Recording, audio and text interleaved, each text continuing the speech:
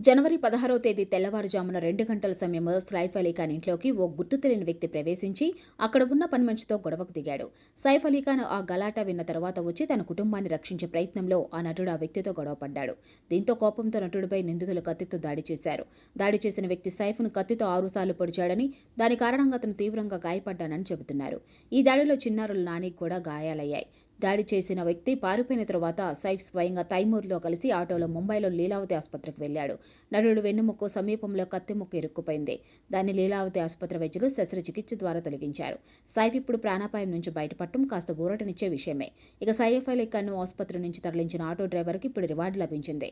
సైఫ్ అలీఖాన్‌కు లీలావతి ఆసుపత్రికి తీసుకువెళ్లిన డ్రైవర్‌కు 11,000 రివార్డు అందించారు. డ్రైవర్ చేసిన సేవకు ఓ సంస్థ రివార్డును అందజేసి అభినందించింది.